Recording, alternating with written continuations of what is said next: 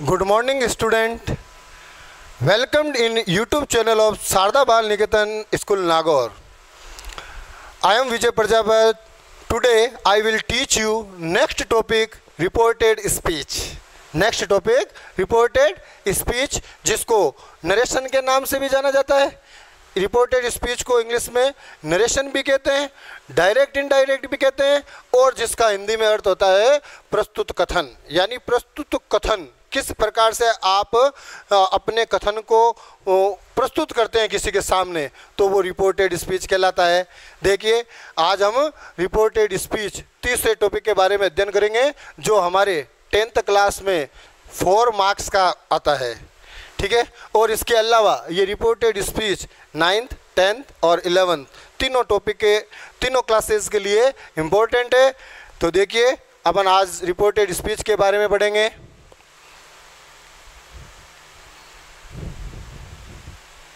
Kinds are reported speech. इसका answer है 2 kinds. 2 kinds are reported speech. First, direct speech, जिसको अपन प्रत्यक्ष कथन बोल सकते हैं। डायरेक्ट स्पीच यानी प्रत्यक्ष कथन। अब मैं आपको डायरेक्ट स्पीच को समझा देता हूं। डायरेक्ट कथन यानी डायरेक्ट स्पीच वो स्पीच होता है जिसमें बोलने वाला वक्ता अपनी बात को सुनने वाले के सामने जो कथ्यों प्रकट करता है, या किसी वक्ता के द्वारा, वक्ता का मतलब स्पीकर, या किसी स्पीकर के द्वारा बोली गई बात को हम उसी के शब्दों में व्यक्त करते हैं, तो वो डायरेक्ट स्पीच कहलाता है। या फिर बोलने वाला स्पीकर और सुनने वाला व्यक्ति आमने सामने अपने विचारों का आदान प्रदान करे, तो वो डायरेक्ट स्पीच कहलाता है। एग्जाम्पल के जरिए समझते हैं। Ram said to me, I am going to school now. देखिएगा, ये जो सेंटेंस लिखा है, Ram said to me, I am going to school now, it is direct speech. It is direct speech. Ram मुझसे कहता है, या राम ने मुझसे कहा, I am going to school now, मैं स्कूल जा रहा हूं अब। तो ये सीधे राम के द्वारा बोले गए शब्दों को सीधे प्रकट किया गया है, तो ये डायरेक्ट स्पीच कहलाता है। Second, indirect speech. इनडायरेक्ट का मतलब अप्रत्यक्ष कथन।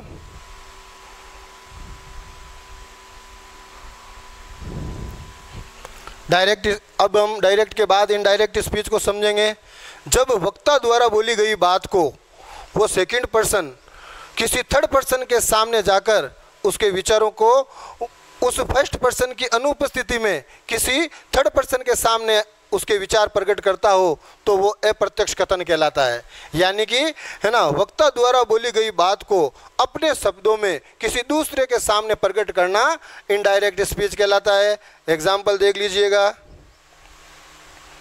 राम सेड टू को इसमें चेंज हो जाएगा टोल्ड में, नियम अपना बाद में पढ़ेंगे। इसमें कनेक्टिव भी लगता है, दैट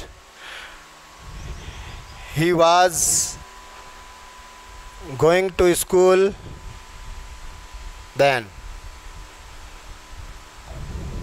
देखिएगा, अब हम सबसे पहले इसके परफॉर्म के बारे में पढ़ेंगे कि किस प्रकार से डायरेक्ट स्पीच होता क्या है। तो देखिएगा, इसमें सब्जेक्ट होता है, सेड टू का प्रयोग हो सकता है, और ऑब्जेक्ट होता है, फिर यहाँ कोमा रहेगी, फिर एक इन्वर्टेड कोमा के अंदर एक वाक्य रहेगा। इस डायग्राम से हम समझेंगे। सब्जेक्ट, सेड टू और ऑब्जेक्ट, फिर इन्वर्टेड कोमा के अंदर एक पूरा वाक्य रहेगा, सब्जेक्ट सहित, हेल्पिंग वर्ब सहित, वर्ब सहित, ऑब्जेक्ट सहित, एक पूरा वाक्य इसके अंदर रहेगा। तो देखिएगा, अपन इसको 2 भागों में बांट लेते हैं, subject plus said to plus object. एक तो ये भाग हुआ, एक जो इन्वर्टेड कोमा के अंदर ये भाग है, इसको अपन देख लेते हैं। ये जो भाग है इसको इंग्लिश में बोलेंगे रिपोर्टिंग वर्ब। क्या बोलेंगे? Reporting verb. और ये जो इन्वर्टेड कोमा के अंदर वाला भाग जो होगा इसको डायरेक्ट इनडायरेक्ट में रिपोर्टेड स्पीच बोलते हैं। क्या बोलते हैं? Reported speech. तब हम देख सकते हैं कि ये जो दो वाक्य आपके सामने दिए हुए हैं, इसमें अगर पूछ ले आपको इसको ग्रामर में क्या कहते हैं, राम सेड टू मी, इसको अगर क्या कहेंगे तो Ram said to me reporting verb कहलाता है। और आगे वाला सेंटेंस जो है I am going to school now, I am going to school now, ये ग्रामर में रिपोर्टेड स्पीच में रिपोर्टेड स्पीच कहलाता है। समझ में आ गया? उसके बाद अपन देख लेते हैं कि अपन इसमें पर्सन संबंधी, जैसे इंग्लिश में 3 पर्सन होते हैं, first person, second person, third person. First person में आई और वी होता है, सेकंड पर्सन में यू होता है, थर्ड पर्सन में ही, सी, इट और दे होता है। हालांकि अपन प्रोनाउन की जो इंडेक्स होगी उसमें अपन डिटेल में पढ़ेंगे, लेकिन अभी अपना कंसेप्ट क्लियर करने के लिए कुछ डायग्राम, ऐसे ही कुछ डायग्राम बनाकर मैं आपको समझाता हूँ। सेकेंड डायग्राम फिर लेते हैं, जैसे सब्जेक्ट, शेड टू और ऑब्जेक्ट। इसको अंडरलाइन कर देते हैं, यहाँ कोमा लगा के, और फिर यहाँ डैश डैश, ये एक वाक्य आएगा जिसको ग्रामर में ये अपन रिपोर्टेड स्पीच कहते हैं, और इसको बोलेंगे रिपोर्टिंग वर्ब। इसी प्रकार हमें 2 और इस प्रकार के डायग्राम की आवश्यकता पड़ेगी, तो अपन देख लेते हैं। Subject plus said to, object,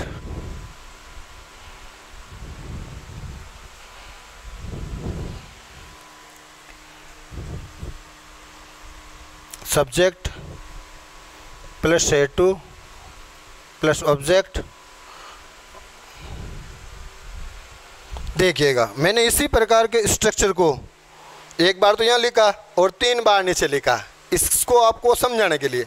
अपन देखते हैं कि वापस से subject plus said to plus object, इसको रिपोर्टिंग वर्ब बोलते हैं। इन्वर्टेड कोमा के अंदर आए गए पूर्ण सेंटेंस को अपन रिपोर्टेड स्पीच बोलते हैं। अब अपन इसको पर्सन की दृष्टि से समझेंगे। देखिए, जैसे सेकेंड नंबर स्ट्रक्चर, यदि इस वाले भाग में फर्स्ट पर्सन और फर्स्ट पर्सन होता है आई और वी, फर्स्ट पर्सन होता है आई और वी, इनका कोई रूप, यानी आई का कौन सा रूप होता है, आई, मी, माई, माई सेल्फ। उसी प्रकार के वी का होता है we, us, our, our self. तो यानी फर्स्ट पर्सन रिपोर्टेड स्पीच वाले वाक्य में यदि फर्स्ट पर्सन या इनका कोई भी रूप आए तो हमारा फर्स्ट नियम कहता है कि ये जो आई और वी है वो रिपोर्टिंग वर्ब के सब्जेक्ट के अनुसार चेंज होगा। यहाँ अपन का कंसेप्ट क्लियर होगा।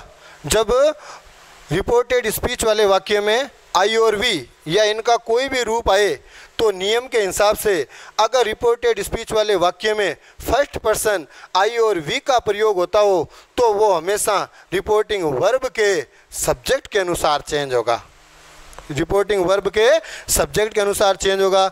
उसी प्रकार से अपन यूज लेते हैं 3 नंबर डायग्राम। इसके अंदर लिखा है मैंने सेकंड पर्सन, और सेकंड पर्सन होता है यू या इसका रूप।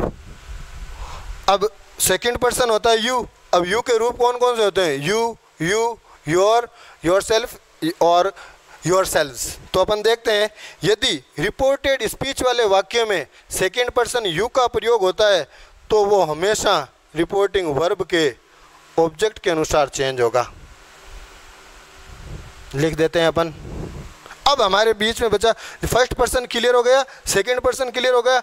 अब रिपोर्टेड स्पीच वाले वाक्य में, रिपोर्टेड स्पीच वाले वाक्य में थर्ड पर्सन बचे, और थर्ड पर्सन क्या होते हैं, ही, सी, इट, दे, है ना, ये होते हैं थर्ड पर्सन,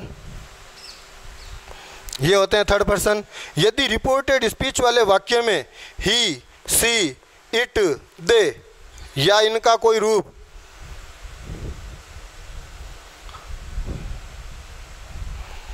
यदि रिपोर्टेड स्पीच में इनका प्रयोग हो तो किसी प्रकार का परिवर्तन नहीं होगा, क्योंकि ये नो चेंज। वापस से देख लीजिए, आई और वी अगर रिपोर्टेड स्पीच वाले वाक्य में आए, आई और वी या इनका कोई भी रूप, तो रिपोर्टिंग वर्ब के सब्जेक्ट के अनुसार चेंज होगा। सेकंड पर्सन यू का प्रयोग अगर रिपोर्टेड स्पीच वाले वाक्य में हो तो हमेशा ऑब्जेक्ट के अनुसार चेंज होगा।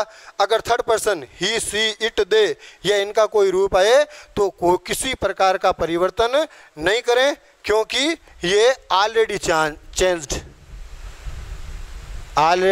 चेंज्ड, पहले से परिवर्तित हुए हैं, इनको अपन परिवर्तन नहीं कर सकते। अब आगे देखिए, रिपोर्टेड स्पीच में अपन ने रिपोर्टिंग वर्ब और रिपोर्टिंग स्पीच किसे कहते हैं उसको डिटेल में समझा। अब हमें प्रोनाउन संबंधी इंडेक्स को समझना है, तो देखिएगा प्रोनाउन संबंधी इंडेक्स को समझते हैं, जिसमें पहला आएगा पर्सन, फिर आएगा सब्जेक्टिव केस, जिसको दूसरे भागों में नॉमिनेटिव भी बोलते हैं, फिर आएगा आप इसको बोल सकते हो ऑब्जेक्टिव केस, फिर आएगा पजेसिव केस, और एट लास्ट में आएगा रिफ्लेक्सिव केस। इस सारणी को अपन समझेंगे।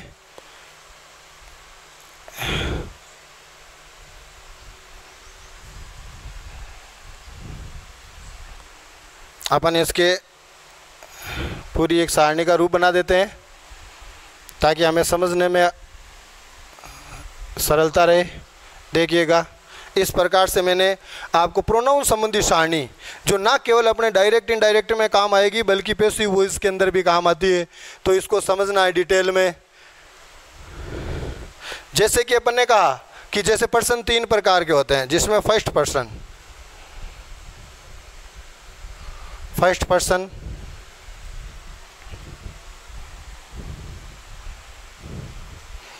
फर्स्ट पर्सन हमेशा आई और वी को बोलते हैं, और ये आई और वी हमेशा सब्जेक्टिव केस होते हैं, नॉमिनेटिव केस होते हैं।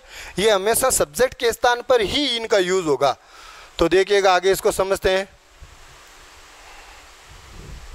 तो इस आई और वी जो फर्स्ट पर्सन होते हैं, और आई और वी ये प्रोनाउन में सब्जेक्टिव या नॉमिनेटिव केस होते हैं।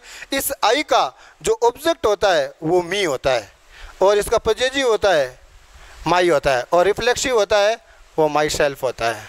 इस प्रकार हम प्रोनाउन संबंधी सारणी को आगे पढ़ेंगे।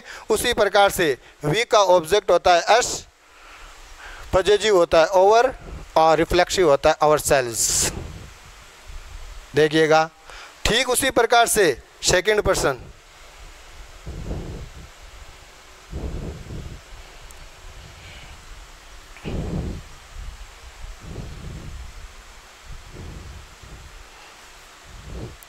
इंग्लिश के अंदर सेकंड पर्सन बोलते हैं यू को, जैसा अपन ने अभी पीछे बताया था, है ना। फर्स्ट पर्सन तो हो गया आई और वी, सेकंड हो गए यू। यू का ऑब्जेक्ट भी हमेशा यू होता है, यू का पजेसिव भी आपको योर हो जाए, और रिफ्लेक्सिव जब सिंगुलर हो तो अपन योर सेल्फ का प्रयोग कर सकते हैं, और जब प्लूरल हो तो योर सेल्व्स का यूज़ कर सकते हैं।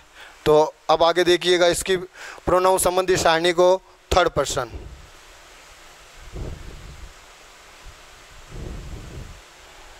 थर्ड पर्सन में अपन ने हमेशा ही, शी, इट और दे का यूज़ होता है।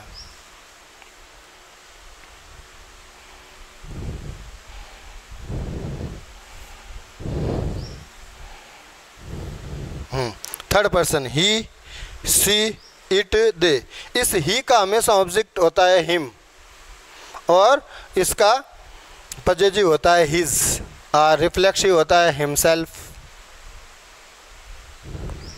उसी प्रकार से सी का होता है ऑब्जेक्ट होता है हर, और इसका पजेसिव भी होता है हर, और रिफ्लेक्सिव भी होता है हरसेल्फ। उसी प्रकार से इट का ऑब्जेक्ट भी इट होता है और पॉजिटिव हो जाएगा इट्स और रिफ्लेक्सिव हो जाएगा इटसेल्फ। नेक्स्ट देखिए दे का ऑब्जेक्ट होता है देम और पॉजिटिव होगा इनका देयर और रिफ्लेक्सिव हो जाएगा देम सेल्फ प्लूरल के लिए। ये सारणी हमें डायरेक्ट इनडायरेक्ट में जब रिपोर्टेड स्पीच वाले वाक्य के अंदर जब इनका प्रयोग होगा तब हमें इनको आई और वी को तो रिपोर्टिंग वर्ब के सब्जेक्ट के अनुसार चेंज करेंगे, यू को हम रिपोर्टिंग वर्ब के ऑब्जेक्ट के अनुसार चेंज करेंगे और he she it they third person का अगर रिपोर्टेड स्पीच वाले वाक्य में प्रयोग हुआ है तब हम कोई परिवर्तन नहीं करेंगे क्योंकि ये ऑलरेडी चेंज्ड है। प्रोनाउन संबंधी सारणी के बाद अब हम आगे बढ़ेंगे डायरेक्ट इनडायरेक्ट में टेंस संबंधी सारणी। ये रूल्स में आएगा क्योंकि टेंस चेंज करने पड़ेंगे किसी स्थिति में। तो देखिएगा इधर लिख देता हूँ मैं डायरेक्ट स्पीच और इधर लिख देता हूँ मैं इनडायरेक्ट स्पीच। अभी जिस प्रकार से अपन ने प्रोनाउन संबंधी सारणी की ठीक उसी प्रकार से अब हम टेंस संबंधी सारणी को करेंगे। समझते जाएंगे इसको। टेंस संबंधी सारणी के अंदर मान लीजिए डायरेक्ट स्पीच वाले वाक्य में अगर रिपोर्टेड स्पीच वाले वाक्य में फर्स्ट पर्सन आए, वर्ब की फर्स्ट फॉर्म आए या इसके साथ अश या ईएस का प्रयोग हो। वापस से देख लेना, यदि डायरेक्ट स्पीच के अंदर रिपोर्टेड स्पीच वाले वाक्य के अंदर वर्ब की फर्स्ट फॉर्म या एस या ईएस का प्रयोग हो तो इसको इनडायरेक्ट में बदलने के लिए हमेशा वर्ब की सेकंड फॉर्म में चेंज करें। यहाँ मैं तीर का निशान लगा देता हूँ जो आपको पता लग जाएगा। वर्ब की फर्स्ट फॉर्म या एस या ईएस हमेशा इनडायरेक्ट में बदलते समय वर्ब की सेकंड फॉर्म में प्रयोग करें। आगे देख लीजिए, यदि डू डज का प्रयोग हो प्लस वर्ब की फर्स्ट फॉर्म में तब भी वर्ब की सेकंड फॉर्म का प्रयोग करें। आगे देखिएगा, यदि रिपोर्ट इस डायरेक्ट स्पीच वाले वाक्य में is are am V first plus ING का यूज़ हो तो हमेशा अपन इस इज आर एम को चेंज करने के लिए और उस वाक्य को इनडायरेक्ट स्पीच बदलने के लिए इसको वाज वर्ब में चेंज करेंगे। वाज वर्ब और V first plus ING same to same.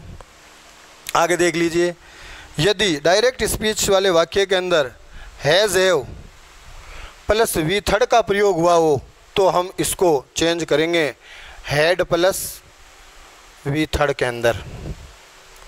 आगे देखिए, अगर has have plus been V first plus ING हो तो हम इसको had plus been V first plus ING में चेंज करेंगे।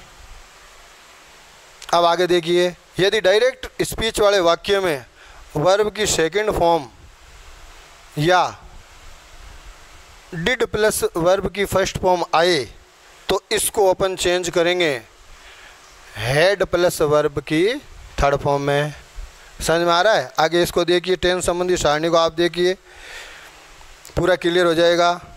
Was verb V first plus ING का प्रयोग यदि डायरेक्ट स्पीच के अंदर हो तो ये चेंज होगा had plus been plus V first plus ING में। आगे देख लीजिए, अगर हेड प्लस वी थर्ड का खुद का प्रयोग हो तो ये हेड प्लस वर्ब की थर्ड फॉर्म में ही रहेगा। देखिएगा आगे, had plus been V first plus ING का प्रयोग हो तो इसको चेंज नहीं करना है, had plus been V first plus ING का प्रयोग कर देना है। इसी प्रकार से आगे यदि इधर आगे विल सेल आए, विल सेल प्लस वर्ब की फर्स्ट फॉर्म आए तो अपन विल और सेल दोनों को ओनली वुड में चेंज करेंगे, वुड प्लस वर्ब की फर्स्ट फॉर्म में।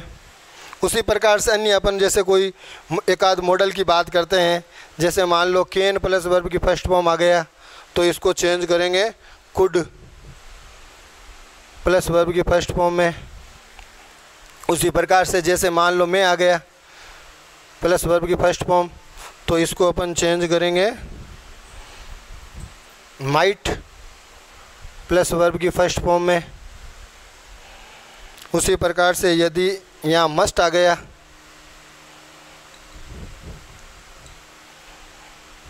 तो अपन मस्ट को आवश्यकता अनुसार हेड टू प्लस वर्ब की फर्स्ट फॉर्म में चेंज करेंगे।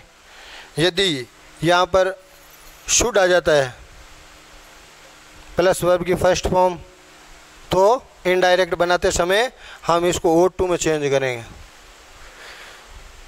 इस प्रकार प्रोनाउन संबंधी सारणी के बाद आपके सामने टेंस संबंधी सारणी है जो डायरेक्ट इनडायरेक्ट में बहुत इम्पोर्टेंट रोल लगता है। डायरेक्ट स्पीच, इनडायरेक्ट स्पीच वापस समझ लेते हैं। वर्ब की फर्स्ट फॉर्म एस या ई एस आए तो वर्ब की सेकंड फॉर्म में बदलना। डू डज भी आए, डू डज प्लस वर्ब की फर्स्ट फॉर्म आए तो भी अपन ने वर्ब की सेकंड फॉर्म में बदलना। Is are am V first plus I N G आए तो उसको was verb plus V first plus I N G में बदल देना। हेज हैव प्लस वर्ब की थर्ड फॉर्म का प्रयोग हो तो हेड प्लस वर्ब की थर्ड फॉर्म बदल देना। Has have been plus V first plus I N G का प्रयोग हो तो had been V first plus I N G में चेंज हो जाएगा। सेकेंड फॉर्म वर्ब की सेकेंड फॉर्म या डिड प्लस वर्ब की फर्स्ट फॉर्म का प्रयोग हो तो वो हेड प्लस वर्ब की थर्ड फॉर्म में चेंज हो जाएगा।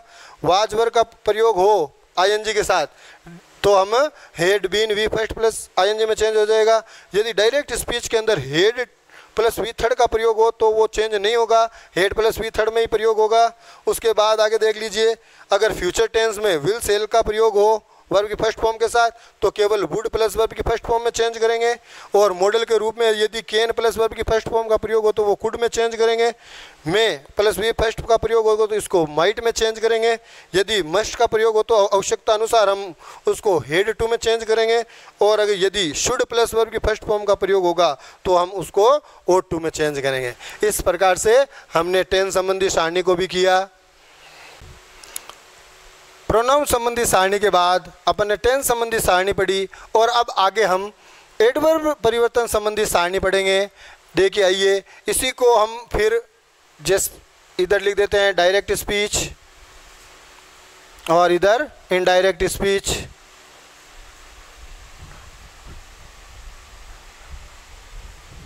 देखिएगा, जैसे adverb of time, adverb of place आवश्यकता के अनुसार डायरेक्ट इनडायरेक्ट में डायरेक्ट से इनडायरेक्ट बताते हुए चेंज होगा। तो देखिए, जैसे मान लो दिस का प्रयोग होता हो तो इसको इनडायरेक्ट में बदलते समय डेट में चेंज करेंगे। अगर दीज आ जाए तो इसको दोज में बदलेंगे। यदि नाउ शब्द का प्रयोग हो तो इसको देन में बदलेंगे। उसी प्रकार से यदि टुडे शब्द आ जाए तो इसको दैट डे में बदलेंगे। यदि टू नाइट शब्द आ जाए तो इसको दैट नाइट में बदलेंगे। उसी प्रकार से यदि 100 शब्द आ जाए 10 में बदलेंगे। हैंस शब्द आ जाए तो देंस में बदलेंगे।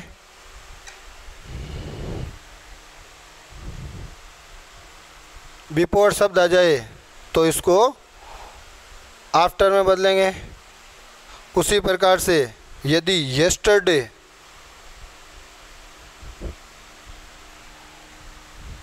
शब्द आ जाए तो द प्रीवियस डे में चेंज करेंगे। येस्टरडे की जगह आपको टुमारो आ जाए, टुमारो को द फॉलोइंग डे में चेंज करेंगे।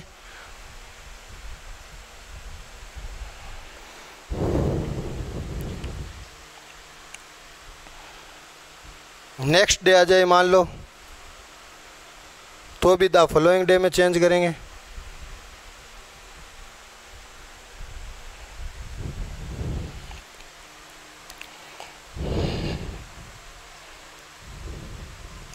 दिस को दैट में चेंज करेंगे, दिस को दोज में, नाउ को देन में, टुडे को दैट डे में, टुनाइट को हैंस को, और उसी प्रकार से ये आपके सामने मोटे मोटे तौर पर एडवर्ब संबंधी परिवर्तन हुआ।